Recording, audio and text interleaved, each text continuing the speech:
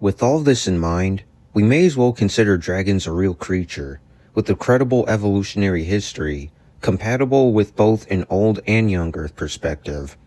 Does it sound like I'm being dogmatic? Well, that's because I am in a way. All the evidence we do have should be enough to establish the existence of dragons, so why hasn't mainstream media just declared them as actual creatures? And why haven't the dinosaurs reemerged after all those millions of years? There are several, but it's tied down to two main reasons.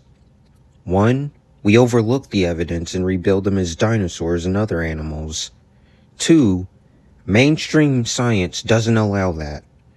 Now let me explain. The fact is, most of the time when paleontologists dig up remains of a fossil, they only find pieces, so they don't really know what it is. To figure it out, they match the bones with other animals. Upon seeing which bones match closest, they fill in the gaps with the creature they believe the fossil belonged to. Mind you, they don't find a complete skeleton most of the time, so they don't know with absolute certainty. It's just a guess. They also pick a model that most people can agree upon. This happens all the time in paleontology.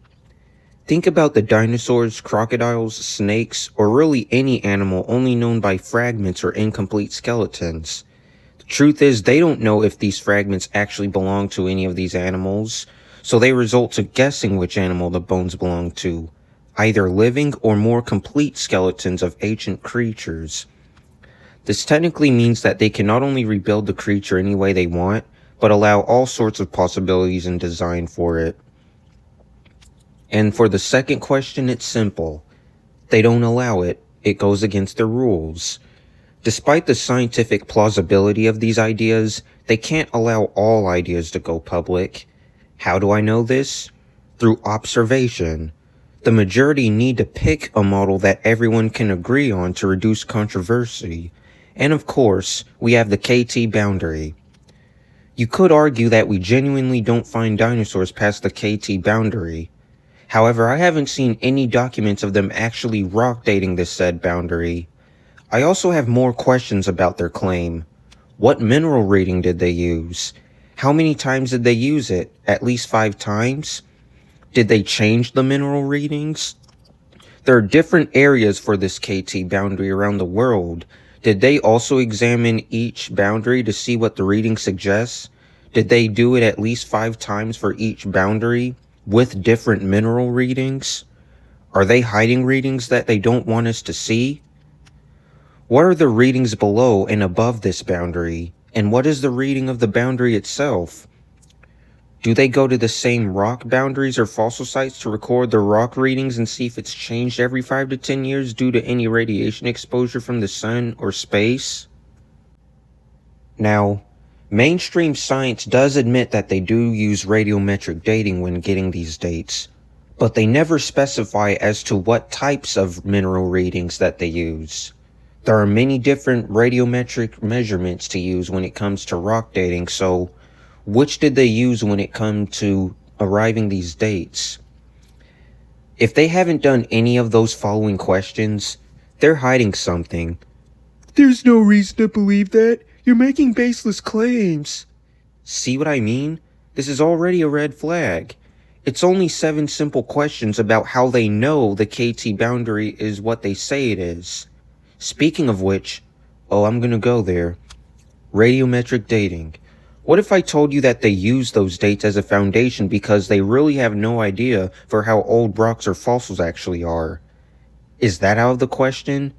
I mean, just think. Without radiometric readings, they cannot be sure for how old something is. So this conclusion is not unreasonable. Millions of years. You know, slow gradual climate change does not make fossils, and thankfully more people are waking up to this. But mainstream science still uses it as if it's absolute truth. No, an organism needs to be buried rapidly in sediment right after it dies, underwater, and you need a lot of pressure, which doesn't need to take that long at all. In fact, it doesn't even need to take hundreds of years. Now, while I do side more with the young Earth worldview, with the global flood, I'm not showing favoritism. I've looked at the arguments of both parties equally and making my own conclusions based on the knowledge about the world around me. And I truly believe a young Earth worldview explains these mysteries in geology better, and a biblical perspective explains the world we live in better. You think the Bible is just some book, or that religion is just the figment of a powerful imagination. Half-assed conclusion at best. It's like throwing away an important piece of a puzzle and still trying to figure it out yourself. What we see in fiction is just a diluted version of the real thing. Truth is stranger than fiction. It's not just the Bible, it's everything in mythology and folklore. It testifies to a recent creation, a garden, an Adam and Eve figure, a downfall, a global flood, spirits, demigods, dragons, giants, and an apocalyptic event said to come in the near future. Yes, it does have different elements and characteristics, but it all has a similar layout. We haven't even mentioned the people who still have supernatural experiences to this day, and almost every culture acknowledges a supreme being. How is any of this a coincidence? I'll tell you how. It's a coincidence either to those who aren't paying attention or to those who try to explain it with the naturalistic perspective. But going back to rock dating, the way the young Earth worldview suggests, and no kidding, you can't just pick one reading and ignore other mineral readings for the same object. That's favoritism. To say something like a coal or fossil is carbon-free demands that you test it. And I mean actually test it, without cheating. Go to a deep mine and look for something like a fossil or coal or diamond. When you find it, carefully transport it to the lab and radiocarbon date it. Invite the public to visit so that they can see what you're doing. You know, this will definitely help with reducing the conspiracy theories surrounding mainstream science. But no, they don't do this, because it goes against their rules. You mean to tell me that they don't do it merely because they don't want to break their rule, even if it means discovering the truth? Are they seriously going to lie just to keep their job? Well, let's see. If there's any carbon-14 in something said to be millions of years old, it's not millions of years old, regardless of what other readings say. There's no beating around the bush. So yes, they are willing to lie as long as it means not breaking their own rules and traditions in geology. Yes, I am aware of the decay that happens upon reaching 20,000 years, and yet we trust dates on artifacts that are said to be over 20,000 years old, and carbon-14 completely disappears by 60,000 years. So, how are the rocks and fossils any different? By now you're probably resulting to one of your favorite choice of words. Baseless my ass. I can almost guarantee you that they result to the word baseless claim because they don't have the balls to straight up say untrue. Well, why don't they prove that they are telling the truth?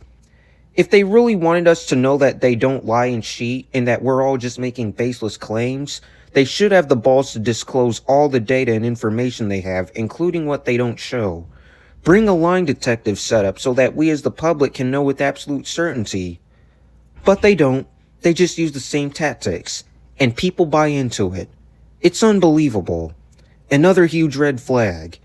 You know, if they wanted to declare that dinosaurs did survive the KT extinction and lived up to present time, they can.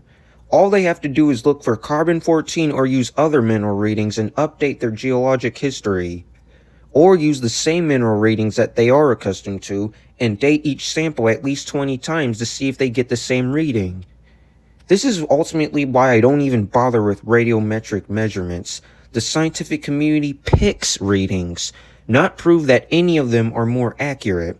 This also applies to things like ice cores and tree rings. It's merely data interpreted as evidence.